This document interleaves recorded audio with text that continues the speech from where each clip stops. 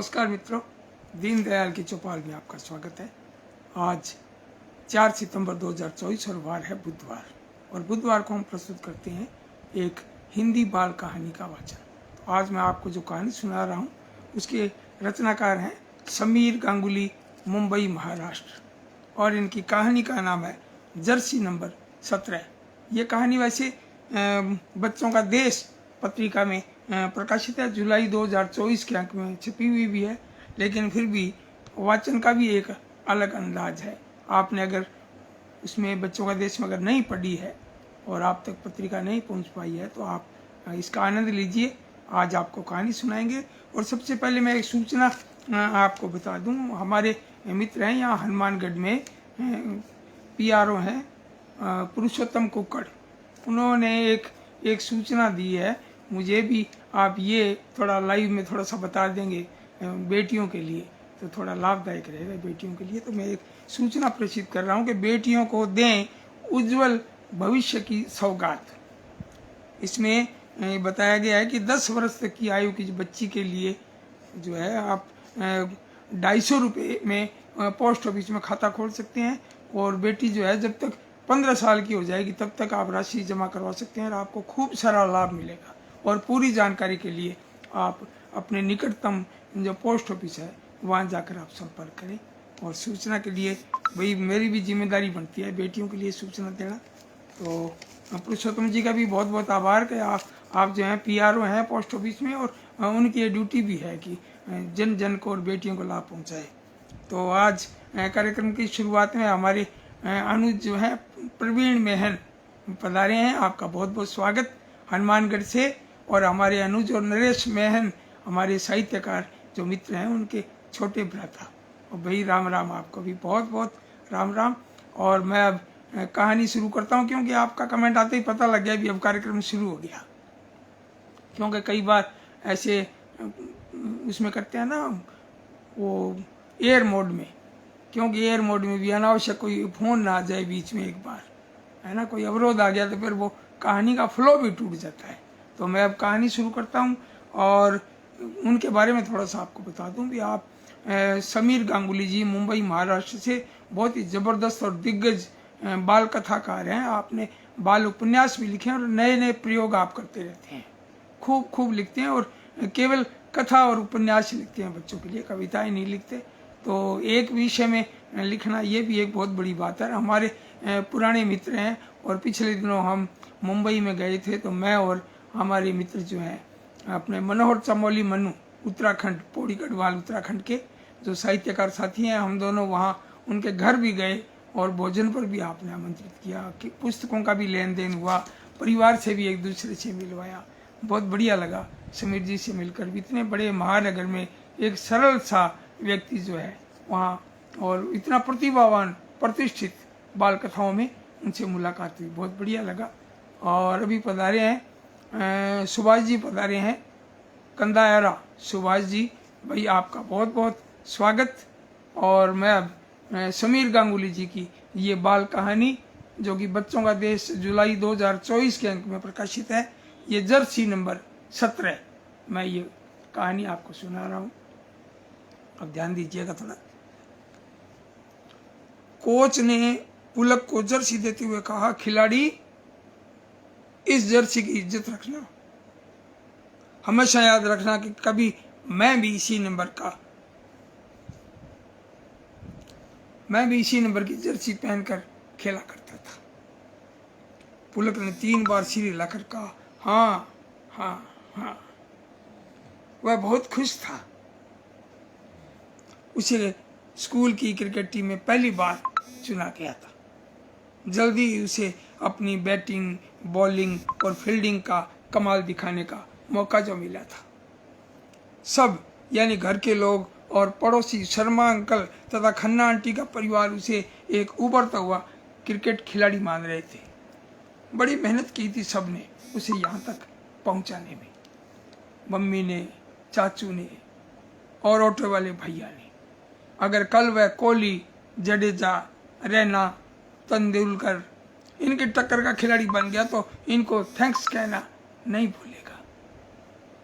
तभी उसे एक आवाज सुनाई दी, वह शेख चिली कहाँ खो गया, चल प्रैक्टिस कर मन लगाकर। यह कोच साहब के सहायक की आवाज थी, जिसका वस्त्र ले तो बच्चों को दौड़ा दौड़ा कर मार ही डाले। आज भी उसने बेवजह पुलक को मैदान के 2 चक्कर लगाने की सजा दे दी, वह भी बैट सिर के ऊपर रखकर। इसमें कोई शक नहीं है, इस सहायक ने उसे स्टाइल से बाउंड्री मारने, उछालकर छक्का जड़ने और गैप से बॉल निकालने के तरीके भी सिखाए हैं, मगर यह हमेशा कमी निकालते रहते हैं, कभी दिल खोलकर तारीफ नहीं करते। इन्हीं की मेहरबानी से पुलक 3 बार स्कूल की टीम में आने से रह गया। जब भी कोच ने उनसे पूछा, क्यों कामले साहब, पुलक को इस बार ले ले, उसका जवाब होता था, नहीं साहब, इसको तेंदुलकर बनने में अभी टाइम लगेगा। और इस बार सहायक कोच ने ही उसकी सिफारिश की। फिर वह स्टेडियम में पहुंच गया। पहला मैच पिछले रनर अप बाल मुकुंद हाई स्कूल के खिलाफ। 5वीं कक्षा का छात्र पुलक 6ठे नंबर पर बैटिंग करेगा। खेल शुरू हुआ। उनके स्कूल को पहले फील्डिंग मिली और बाल मुकुंद इनके बॉलरों की अच्छी पिटाई की। पुलक समेत कई खिलाड़ियों ने फील्डिंग में गलतियां की, जिससे इनको एक बड़ा स्कोर करने का चैलेंज मिला। पुलक के कैप्टन राज और ओपनर तुषार ने अच्छी शुरुआत की, मगर कैप्टन के आउट होते ही टीम लड़खड़ाने लगी। 5 खिलाड़ी आउट होने तक इनके पास 70 रन बनाने बाकी थे। अब पुलक को मैदान में उतारा गया। पहली बार सबकी निगाहें थी उसी पर। पहली 4 गेंदें उसने घबराते हुए खेली। बैक फ्रंट पर जाकर एक फील्डर फुसफुसाया, अनाड़ी है, चारा डाल, और उस गेंद पर पुलक ने छक्का जड़ दिया। दूसरी गेंद पर फिर चौका। तीसरी गेंद डिफेंसिव खेली। अगली गेंद पर फिर छक्का। फिर तो रनों की बरसात शुरू हो गई। स्टेडियम पुलक पुलक कहकर चीयर्स करने लगा, लेकिन दूसरे छोर के खिलाड़ी साथ न दे सके। वे चारे के लपेट में आ गए। अब आखिरी पार्टनरशिप, संभल कर खेलने की बारी। दूसरी तरफ बॉलर था, इसलिए रन पुलक को बनाने थे। बस 10 रन बनाने बाकी थे। 2 ओवर बाकी। उसने टुक टुक खेलना शुरू किया। 1 रन, 2 रन। स्टेडियम से चौके की फरमाइश आने लगी। नेचुरल खेल दिखाने की नसीहत दी जाने लगी। तभी एक फिरकी गेंद आकर उसके पैरों पर लगी। LBW की जोरदार अपील हुई और एम्पायर ने उसे आउट दे दिया। सारे स्टेडियम में सन्नाटा छा गया। फिर शोर उठा, नॉट आउट, नॉट आउट। पुलक ने एम्पायर की तरफ देखा। एम्पायर की अंगुली ऊपर उठी थी। उसने सिर झुकाया और धीरे धीरे मैदान के बाहर निकल आया। अब सारा स्टेडियम उसे कोस रहा था। चेंजिंग रूम में कोच से आमना सामना हुआ और कोच ने उसकी पीठ पर हाथ रखकर कहा, शाबाश पुलक, तुमने जर्सी नंबर 17 की इज्जत रख ली। वह चौंका। कोच ने आगे कहा, मैं जानता हूं तुम आउट नहीं थे, बहुत से दूसरे लोग भी जानते होंगे। एम्पायर ने गलत फैसला किया, लेकिन गलत फैसलों को भी स्वीकार करके तुमने अपने को सच्चा स्पोर्ट्समैन साबित कर दिया। Good show.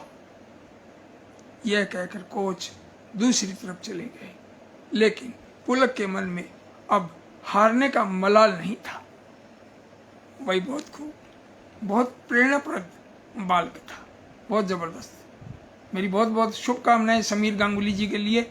और मित्र पधारे हैं शशिकांत मिश्र, शशि जी कह रहे हैं वाह वाह बहुत सुंदर, और फिर आगे कह रहे हैं बढ़िया, और फिर आगे जो है ललित शर्मा जी, आप डिब्रूगढ़ आसाम से कह रहे हैं भाई जी प्रणाम, आप हम श्रोताओं की स्वरचित हिंदी कविताएं वाचन करें, आपको पुनः याद दिलाएं, आशा विचार करेंगे। ललित शर्मा हिंदी दिवस के अवसर, बिल्कुल बिल्कुल मैं सुनाऊंगा, लेकिन भाई बच्चों की कविता आए है ना, बच्चों की कविता हो तो अपने आप सबको सुनाई। और आप पधारे कार्यक्रम में दीनदयाल की चौपाल में आपका सभी का हार्दिक अभिनंदन। और इसी कहानी को फिर दीनदयाल की चौपाल जो अपने YouTube चैनल बना हुआ है उसमें डाउनलोड कर देंगे, और किसी ने नहीं सुनी है तो फिर कई लोग उसमें भी सुन लेते हैं। और मेरा एक निवेदन है आपसे भी, आप दीनदयाल की चौपाल YouTube चैनल को भी आप सब्सक्राइब करें और मेरा भी हौसला बढ़ाएं। नमस्कार। अब कल मिलते हैं शाम को 5 बजे दीनदयाल के चौपाल में हिंदी बाल कविताओं के साथ। नमस्कार।